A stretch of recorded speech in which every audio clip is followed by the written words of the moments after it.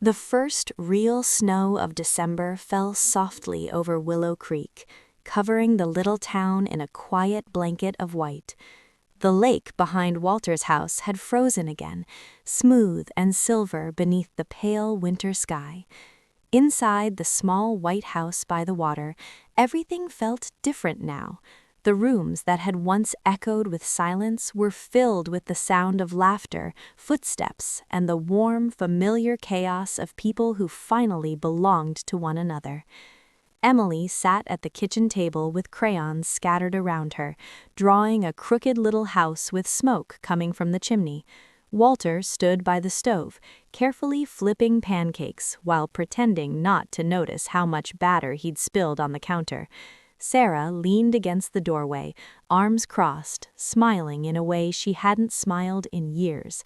And Noah, still half asleep, sat wrapped in a blanket with his hair sticking up in every direction, watching Emily like she was the center of the universe. It had been 3 weeks since Sarah and Noah had returned, 3 weeks since the truth had finally come out, 3 weeks since Emily had brought a broken family back together just by surviving. But even in the warmth of that little house, there was one thing Walter had not told them yet. He had hidden it in the old wooden drawer beside his bed, the final unopened letter from Margaret. He had stared at it every night. He had picked it up, put it down, moved it from one drawer to another, told himself he would open it tomorrow, then the next day, then the next. Because as long as it remained sealed, it still belonged to the past, and Walter wasn't sure he was ready for whatever his wife's last words might ask of him. That morning, while Emily laughed at the lopsided pancake Walter accidentally dropped on the floor, Sarah noticed the envelope in his hand. "Dad," she said softly. Walter looked up. The kitchen went quiet. He looked at the letter, then at his daughter. "It's from your mother." Sarah's smile faded into something gentler. "You never opened it?" Walter shook his head. "I was afraid to." Noah slowly set down his mug.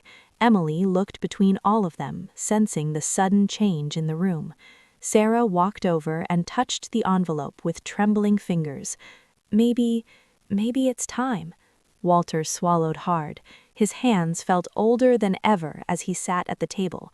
The envelope was worn now, the edges softened from years of being held and hidden. On the front, in Margaret's familiar handwriting, were the words, "For Walter, open when your heart is ready."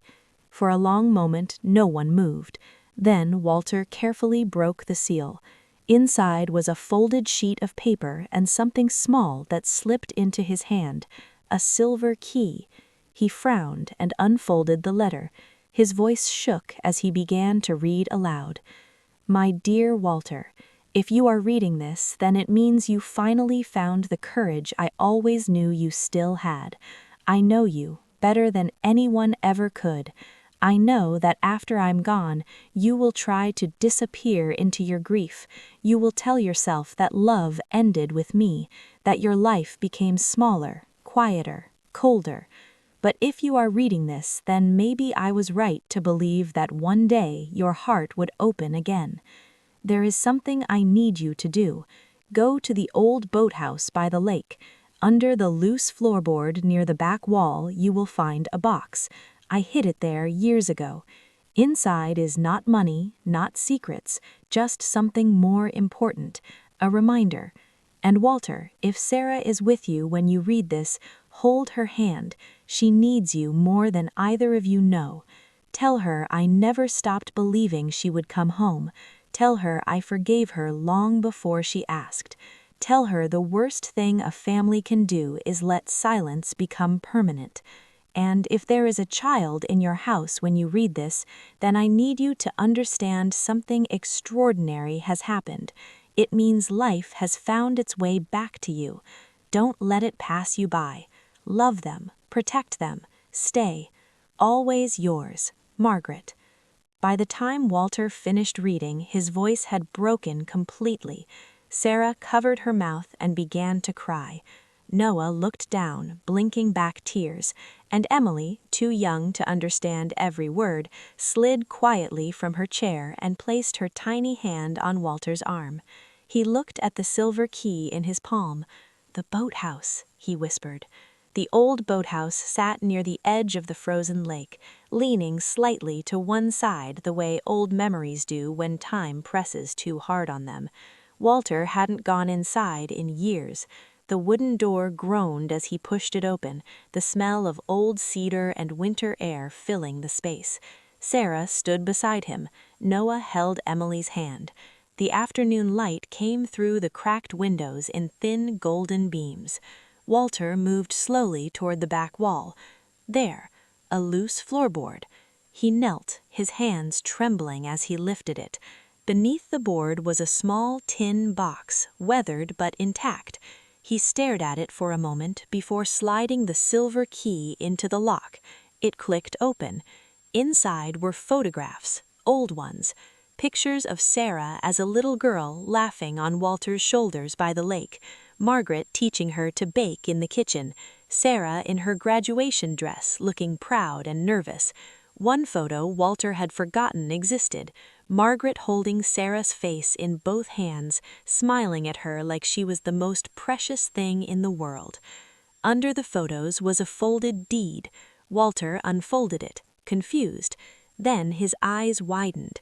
It was the deed to the house, but there was something attached, a handwritten note from Margaret. This home was never meant to be a monument to grief.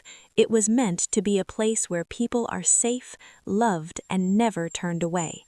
If the day ever comes when you are no longer alone, promise me you will turn this house into what it was always supposed to be.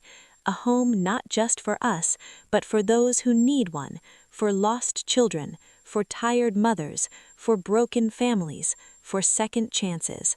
Call it Emily's house if you need a reason to begin. The silence in the boathouse was so deep that Walter could hear his own breathing.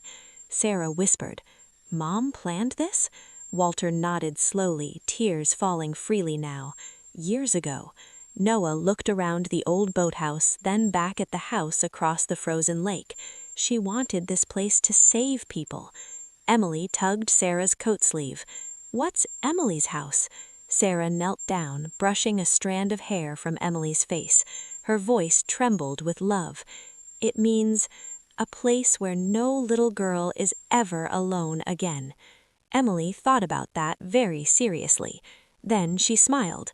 "Can we make cookies there, too?" Everyone laughed through their tears, and in that small burst of laughter, something shifted, not just in the room, in all of them. By the end of January, the paperwork had begun. It wasn't easy. Walter and Sarah worked through old boxes, old fears, old arguments. There were forms to sign, repairs to make, inspections to pass. Noah spent his weekends repainting the porch and fixing broken steps. Walter restored the guest room with his own hands, sanding wood late into the night with a kind of purpose he hadn't felt in years. Sarah, for the first time since she was a teenager, stayed. She didn't leave after dinner. She didn't run when conversations got hard. She stayed. And slowly the house changed. The room that had once belonged to silence became a warm playroom with books, blankets, and bright painted stars on the walls. The spare bedroom became a safe place for mothers and children in emergency situations. The old study became a counseling room with soft chairs and sunlight. And above the front door, in hand-painted letters, they hung a simple sign, Emily's house. The day it opened, the whole town of Willow Creek came. Mrs. Patterson from the diner brought casseroles.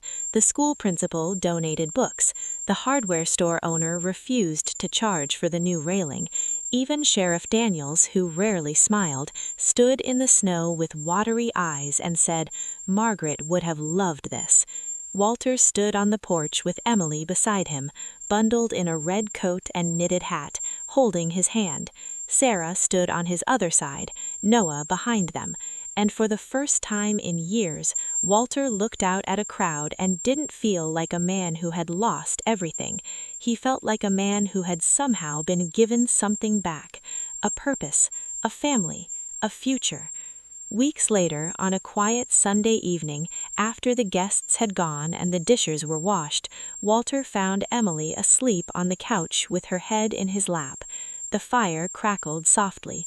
Sarah sat nearby, reading. Noah was fixing a loose cabinet hinge in the kitchen.